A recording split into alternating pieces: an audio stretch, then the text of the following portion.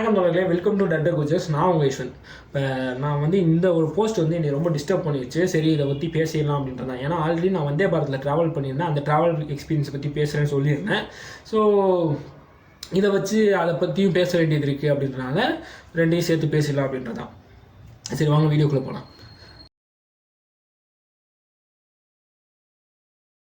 இந்த Vande Bharat train travel வந்து பார்த்தீங்கன்னா, நான் முதல்ல ட்ராவல் ஸ்டார்ட் பண்ணப்பே என் ஃப்ரெண்டு கிட்ட பேசிகிட்டு இருந்தப்ப இது செம்ம டெவலப்மெண்ட் தானே அப்படின்ற மாதிரி பேசிகிட்டு இருந்தாங்க. என்ன மச்சான் டெவலப்மெண்ட்டு? இது ஒரு டெவலப்மெண்ட்டும் இல்லை. இது வந்து இதனால் பெரிய ஃபினான்ஷியல் லாஸ் இருக்குது.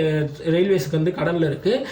அதனால் பல வேக்கன்சிஸ் ஃபில் பண்ணல அப்படின்ற மாதிரி சொன்னேன். அதுக்கு இன்னும் சொல்லப்போனால் ரெகுலர் பேசஞ்சர் எக்ஸ்பிரஸ்லலாம் வந்து பார்த்தீங்கன்னா டைமிங் சேஞ்ச் பண்ணிட்டானுங்க, பெட்டிகள் கம்மி பண்ணிட்டாங்க. ஸோ அதெல்லாம் பெரிய பிரச்சனையாக இருக்குது அப்படின்னு. அப்போ முதல்ல அவன் சொல்கிறான், ஆரம்ப கட்டத்தில் இந்த இஷ்யூஸ்லாம் இருக்க தானே செய்யும் அப்படின்ற மாதிரி சொன்னால், இல்லை இது டெவலப்மெண்ட் இல்லை, எனக்கு வந்து இங்கே இருக்க பேசிக் நீட்ஸை வந்து ஃபில் பண்ணாமல் நீ ஒரு லக்ஸுரி செக்மெண்ட்டுக்கான ஒரு விஷயத்தை கொண்டு வரனா அது டெவலப்மெண்ட் இல்லைன்ற ஒரு சின்ன பேச்சு போயிடுச்சு. அதுக்கப்புறம் அதை அவாய்ட் பண்ணிட்டு போயிட்டாங்க. இன்னும் என்ன ஒரு மேட்டர்னா, இது அவனுக்கு புரியுமா அப்படின்றதே எனக்கு கொஞ்சம் சந்தேகமாக தான் இருந்துச்சு. ஏன்னா என் நிலமையில அவன் கிடையாது. எனக்கு ட்ரெயின் ட்ராவல் எந்த அளவுக்கு இம்பார்ட்டண்ட்டான ஒரு விஷயம். எக்ஸ்பிரஸ் நார்மல் எக்ஸ்பிரஸோ இல்லை சூப்பர் ஃபாஸ்ட் எக்ஸ்பிரஸ்லையோ ட்ராவல் பண்ணுறது எனக்கு எந்த அளவுக்கு அத்தியாவசியமான விஷயம். ஆல்சோ நான் எவ்வளோ நிறையா தடவை அன்ரிசர்வ்லேயே ட்ராவல் பண்ணியிருக்கேன். ஸோ இது இருக்கும்போது இதுலேயே எனக்கு 1008 பிரச்சனை இருக்கும்போது வந்தே பாரத் வந்தால் அது வந்து என்னால் டெவலப்மெண்ட்டாக கன்சிடர் பண்ண முடியுமா, அது எனக்கான ஒரு ப்ராடக்டாக என்னால் அதை பார்க்க முடியுமான்றது என்னால் முடியாது. அதுதான். ஆனால் அது அவனுக்கு புரியுமான்றதே எனக்கு தெரியல. ஸோ அவனோட லெவலில் வந்து அவன் பார்க்கும்போது அவனுக்கு இது புரியாது. என்னோட நிலைமை அவனுங்களுக்கு புரியாது அப்படின்றது தான் என்னோட statement. So I couldn't be harsh at him. But அதுதான் நடந்துச்சு. இந்த ஒரு டிஸ்கஷன் நடந்துச்சு. அதுக்கப்புறம் அவன் அதை கடந்து போயிட்டானுங்க. எனக்கு இது வந்து இதை வந்து அவ்வளோ ஈஸியாக கடந்து போகிற விஷயம் கிடையாது.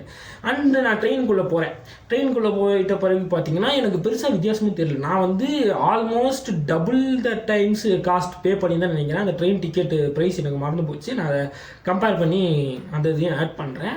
ஸோ ஒரு 2 and 3 சீட்டர் இது நார்மல் புஷ்பேக் சீட்டோடு இருக்கிற ஒரு தான். பெருசாக அந்த புஷ்பேக் சீட்டில் வந்து எனக்கு கம்ஃபர்டபுளான புஷ்பேக் சீட்டுன்னு கூட சொல்ல முடியாது. ஒரு நார்மல் பஸ்ஸில் இருக்கிற புஷ்பேக் சீட்டு. அண்ட் ஆல்சோ ஒரு 2 hours டைம் கேப் தான் டிஃப்ரென்ஸ் இருந்துச்சு. பெரிய டைம் கேப் டிஃப்ரென்ஸும் இங்கே இல்லை. எனக்கு என்னென்னா அன்னைக்கு வந்து நாங்கள் புக் பண்ண வேண்டியது வந்து ஒரு சூப்பர் ஃபாஸ்ட் எக்ஸ்பிரஸே புக் பண்ணியிருப்போம். அது கம்ஃபர்டபுளான டைமிங்லேயும் இருந்துச்சு. பட் அந்த டிக்கெட்டு இல்லை அப்படின்ற ஒரே காரணத்தினால வந்து வந்தே பாரத் புக் பண்ண வேண்டியது இருந்துச்சு. சரி, பரவாயில்ல போவோம் அப்படின்றதான். ஆரம்பத்தில் லான்ச் பண்ணதுலேருந்தே அதில் எனக்கு பிரச்சனை இருக்குது. அதுக்கு வந்து அப்புறமா வரும். சரி, அந்த ட்ரெயினுக்குள்ளே போகிறேன். ஸோ 3 வேளை அது வந்து ஒரு 2 வேளைக்கான சாப்பாடு, பிரேக்ஃபாஸ்ட்டு, லஞ்ச் இருந்துச்சு. நடுவில் நிறையா ஸ்நாக்ஸு, டீ இதெல்லாம் கொடுத்தாங்க.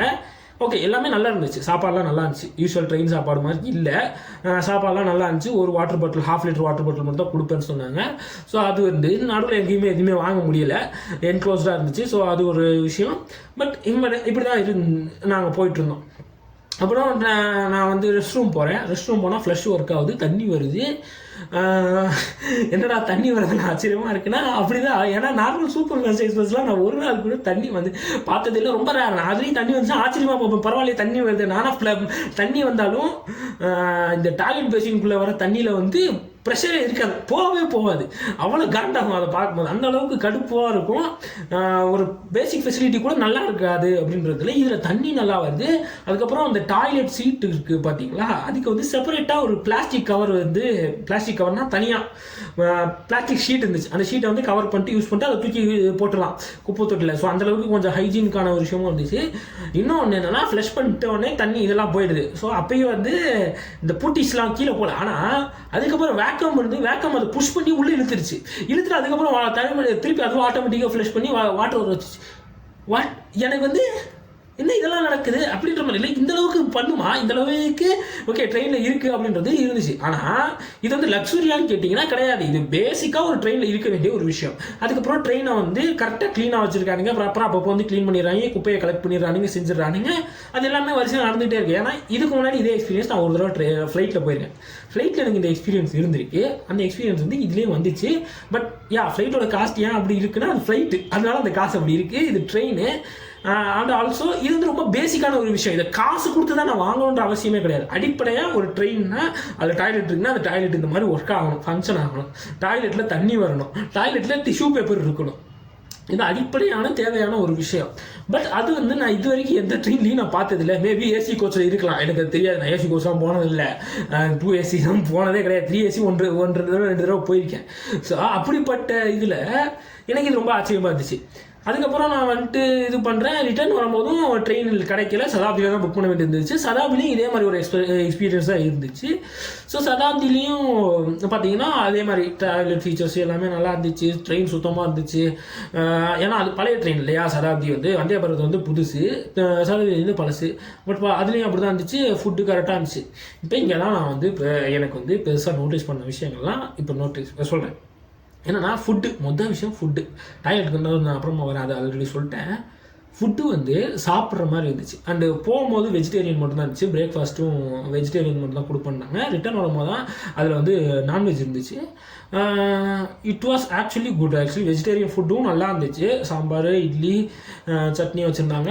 அது எனக்கு சாப்பிட பிடிச்சிருந்துச்சு. பொங்கல் பொங்கலும் இருந்துச்சுன்னு நினைக்கிறேன். ஆமாம், பொங்கல் இருந்துச்சு. லஞ்ச் வரைக்கும் நாங்கள் அந்த ட்ரெயினில் ட்ராவல் பண்ணல. லஞ்சுக்கு முன்னாடி நாங்கள் இறங்கிட்டோம். ஆனால் அதுக்கு நடுவில் ஸ்நாக்ஸு, பட்டர் பண்ணு, இந்த மாதிரிலாம் நிறையா கொடுத்தாங்க. அது எல்லாமே நல்லா இருந்துச்சு. டீ, காஃபி, அதெல்லாம் பால் பவுடர் நம்ம மிக்ஸ் பண்ணிக்கணும் நமக்கு தேவையான மாதிரி. அதுவுமே ஓகே, அது ஓரளவு நல்லா தான் இருந்துச்சு. அதில் எந்த பிரச்சனையும் கிடையாது. ஓகே, டீ காஃபி விட்டுருங்க. பட் ஃபுட்டு வந்து உண்மையாகவே ஒரு குவாலிட்டியான ஃபுட்டு. சாப்பிட்டா உடம்புக்கு பிரச்சனை வராது அப்படின்ற மாதிரி ஃபுட்டு. ஏன்னா இப்போ நான் வந்து ட்ரெயினில் போகிறேன்னா, ட்ரெயினில் போகிறதுக்கு வந்து நான் என்னைக்குமே ஒரு இதுக்கு முன்னாடி, அதாவது நான் வேலைக்கு போகிறதுக்கு முன்னாடி வந்து அன்ரிசர்வ்டில் ட்ராவல் பண்ணுவேன். ரிசர்வ்லேயே ட்ராவல் பண்ணாலும் வெளியே வந்து ஃபுட் ஆர்டர் எடுக்கிறது இல்லை. ட்ரெயினில் என்ன வருதோ சாப்பிட்றேன், சமோசாவோ ஏதோ ஒன்று வாங்கி சாப்பிட்றேன். ஆனால் இட்லி வந்து என்னால் வாங்கி சாப்பிட முடியாது. இட்லி வந்து கல் மாதிரி இருக்கும். ரெண்டாவது வெறும் சட்னி மட்டும் ஊற்றுவான், சாம்பார் ஊற்ற மாட்டான். டேஸ்ட்டே நல்லாவே இருக்காது, சட்னியோட டேஸ்ட்டும்.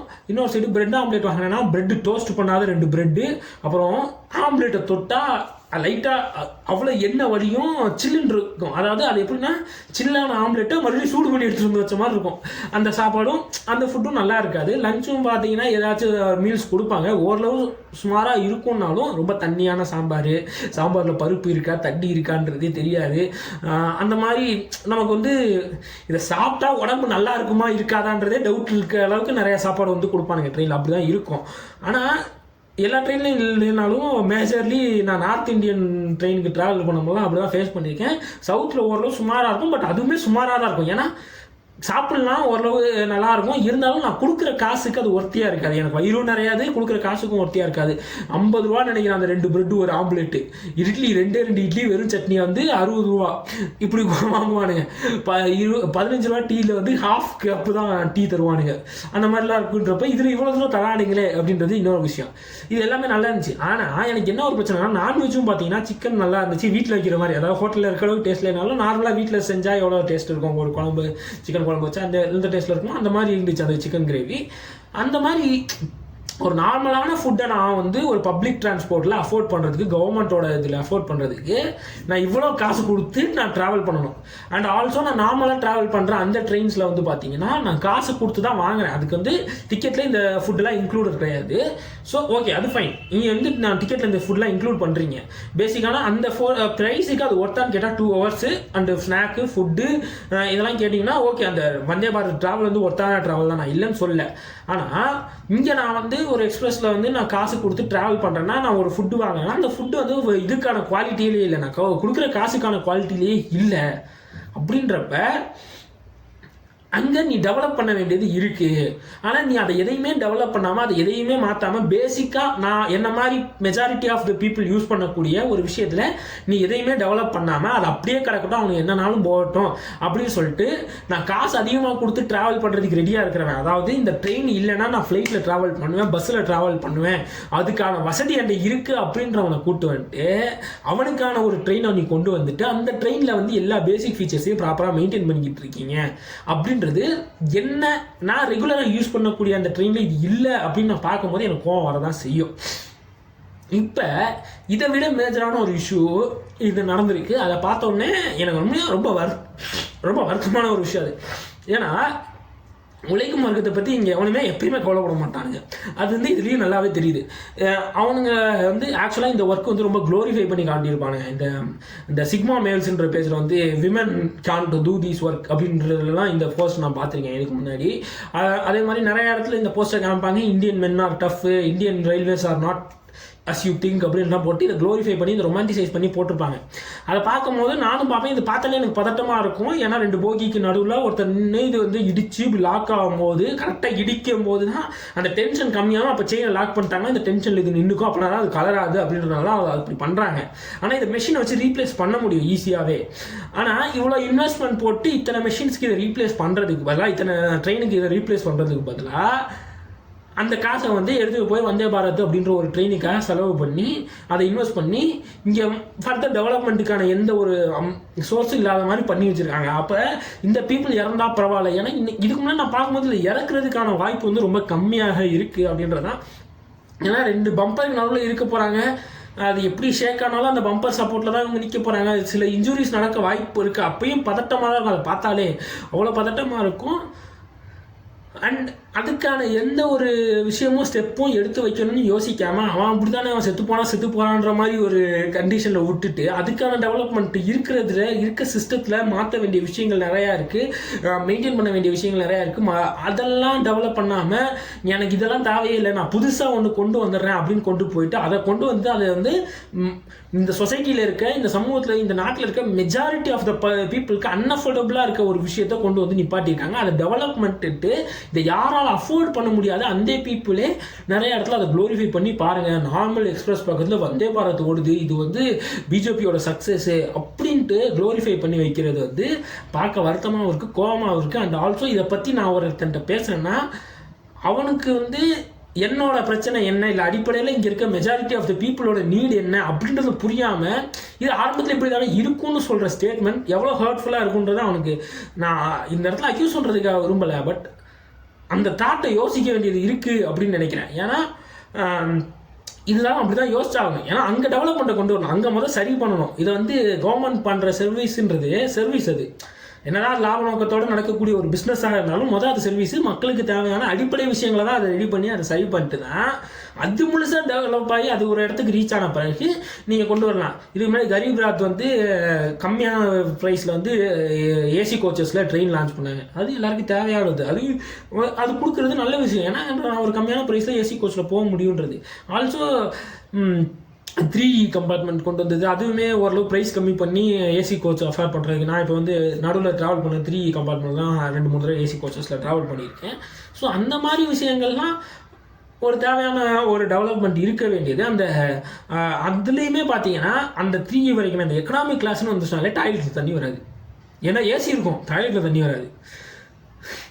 எப்பவுமே நான் வந்து அடக்கிட்டு இருக்கிறேன். நான் வந்து ஒரு 17 மணி நேரம் ட்ராவல், எனக்கு என்ன 17 மணி நேரம் நான் நிறைய இடத்துல கண்ட்ரோல் பண்ணிட்டு இங்கேருந்து அங்கே ட்ராவல் முடிகிற வரைக்கும் வெயிட் பண்ணிட்டு அங்கே போயிட்டு வேறு எங்கேயாச்சும் வீடுக்கு ரீச் ஆகிற வரைக்கும் வெயிட் பண்ணிட்டு ரெஸ்ட் ரூம் யூஸ் பண்ண வேண்டியதாக இருக்கும். நீங்கள் ரயில்வே ஸ்டேஷனில் இருக்க டாய்லெட்டுமே நல்லா இருக்காது. அதெல்லாம் இவங்களுக்கு கண்ணுக்கே தெரியாமல் எதெல்லாம் மாற்ற வேண்டியது இருக்கோ அதெல்லாம் மாற்றாமல் இங்கே போய் பண்ணுவாங்க. இதில் அதுதான் எனக்கு வந்து இந்த நியூஸை பார்த்தோன்னே அதான் தோணுச்சு. இப்போ இப்படி ஒரு ஒர்க்கிங் என்வாயன்மெண்ட் இங்கே இருக்குது, அந்த விஷயத்தை மாற்றுறதுக்கு சப்போர்ட் பண்ணுறதுக்குலாம் இவங்களுக்கு இன்வெஸ்ட் பண்ண தோணல. வந்தே பாரத்தை வந்து இவங்களுக்கு இன்வெஸ்ட் பண்ணி அதை வந்து இங்கே ஒரு என்ன சொல்ல கடனாக்கி ரயில்வே டிபார்ட்மெண்ட் மேலே ஒரு ப்ரெஷரை போட்டு இன்றைக்கி பல வேக்கன்சிஸை ஃபில் பண்ண முடியலை, பல ட்ரெயின்ஸில் வந்து ரயில்வே கோச்சஸை கம்மி பண்ண வேண்டியதாக இருக்குது அப்படின்ற வரைக்கும் போயிருக்குன்னா இப்போ இது எங்கே பல normal people majority of the people use பண்ணுற இடத்துல இது பிரச்சனையாக வந்து நிற்கிது. அன்ரிசர்வ் கோச்சஸை கம்மி பண்ணியிருக்காங்க நிறையா இதில். அது வந்து அன்ரிசர்வ் கோச்சை நீ கம்மி பண்ணுறது ஒரு ஈவன் அது நம்பவே முடியல. அது ரொம்ப தப்பான ஒரு விஷயம். ஏன்னா நான் காலேஜ் படிக்கும் போதெல்லாம் அன்ரிசர்வ் கோச் இல்லைன்னா நான் வர மெஜாரிட்டி ஆஃப் த லீவுக்கு வீட்டுக்கு போயிட்டு வந்திருக்க மாட்டேன். அந்த மாதிரி ஒரு விஷயம். ஏன்னா அது ரொம்ப தேவையான ஒரு இது.